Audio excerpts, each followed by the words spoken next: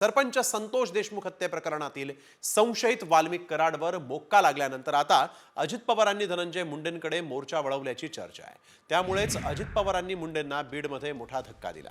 तसंच मुंबईतल्या महत्त्वाच्या बैठकांपासूनही मुंडेंना दूर ठेवलंय। दादांनी मुंडेंना नेमका कोणता धक्का दिला आणि कोणत्या बैठकीपासून दूर ठेवलं, पाहूया त्या विशेष रिपोर्टमध्ये। अजित दादांचा मुंडेंना धक्का। मोदींच्या कार्यक्रमापासूनही ठेवलं दूर। कराड अडकला, आता मुंडेंकडे मोर्चा। सरपंच संतोष देशमुख हत्या प्रकरणी संशयित आरोपी असलेल्या वाल्मिक कराडवर मकोका लावल्यानंतर आता मंत्री धनंजय मुंडेंच्या राजीनाम्याच्या मागणीनं जोर धरलाय। त्यातच आतापर्यंत धनंजय मुंडेंची पाठराखण करणाऱ्या अजित पवारांनी चुकीच्या माणसांना बाजूला करण्याचा इशारा दिलाय। आपल्या आजूबाजूला कोण आहेत, कसे वागतात, कसे बोलतात, लोकांशी कसे संबंध ठेवतात, त्याचं पण भान आमच्या सहित सगळ्यांनी त्या ठिकाणी ठेवलं पाहिजे आणि चुकीची माणसं असतील तर त्यांना बाजूला केलं पाहिजे।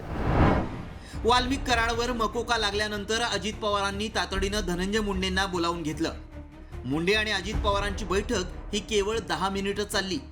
या बैठकीनंतर मुंडे मुंबई सोडून परळीच्या दिशेनं रवाना झाले। अजित पवारांनी आपल्या या कृतीतून मुंडेंना धक्का देणार की काय असं चित्र निर्माण झालंय।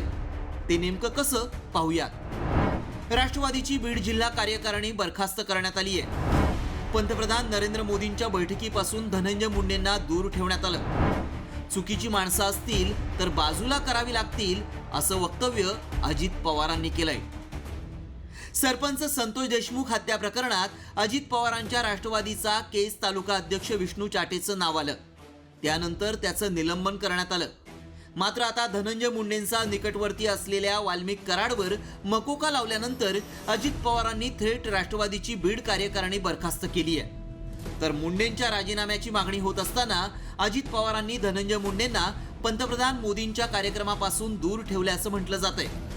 त्यामुळे आता पाठराखण करणाऱ्या अजित पवारांनीच धनंजय मुंडेंना धक्के द्यायला सुरुवात केल्यानं आता दादा मुंडेंची मंत्रिपदावरून हकालपट्टी करणार की पुन्हा मुंडेंना अभय देणार याची चर्चा रंगली आहे। ब्युरो रिपोर्ट, साम टीव्ही न्यूज।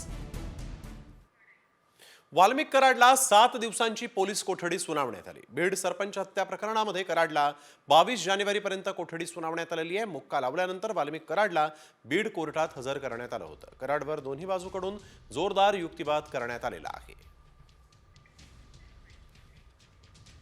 कोर्टापुढे हजर करण्यात आलं। कोर्टामध्ये जे आम्ही काही रिमांड पेपर्समध्ये जे काही मुद्दे होते ते मांडले, आरोपीच्या वकिलांनी मुद्दे मांडले आणि सर्वांचं कोर्टाने आर्ग्युमेंट्स ऐकून साकल्याने याच्यामध्ये 22 तारखेपर्यंत PCR दिलेला आहे। आम्ही यांचा कटात सहभाग आहे का ते साबित करणं आहे, म्हणजे प्रॉपर्टीच्या अनुषंगाने तपास करणे आहे।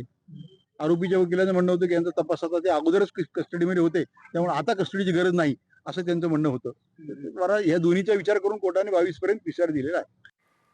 तर नेमका काय युक्तिवाद आज न्यायालयामध्ये झालेला आहे, तो युक्तिवाद देखील पाहूयात। हत्येच्या दिवशी घुले, चाटे, कराडचं फोनवरून संभाषण। हत्येच्या दिवशी तिघांमध्ये 10 मिनिटं संभाषण झालं। 9 डिसेंबरला दुपारी 3:20 ते 3:40 तिघांचा संवाद। वाल्मिक कराडची अटक बेकायदेशीर। कराडनं सरपंच संतोष देशमुखांना धमकी दिली। कुठल्याही आरोपीनं कराडचं नाव घेतलं नाही। सरपंच देशमुखांचं अपहरण संभाषणाची वेळ ही मिळती जुळती आहे। वाल्मिक कराड विरोधात ठोस पुरावे नाहीत। कराडवर हत्येचा गुन्हा दाखल होऊ शकत नाही।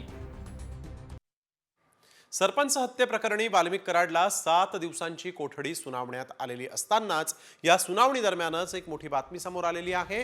संतोष देशमुख यांची हत्या नेमकी का करण्यात आली याचं कारण सीआयडीनं आज कोर्टात सांगितलेलं आहे। अबादा कंपनीकडून मागितलेली खंडणी आणि संतोष देशमुख हत्या प्रकरणातील आरोपी वाल्मिक कराड याला बीड कोर्टात हजर करण्यात आलं।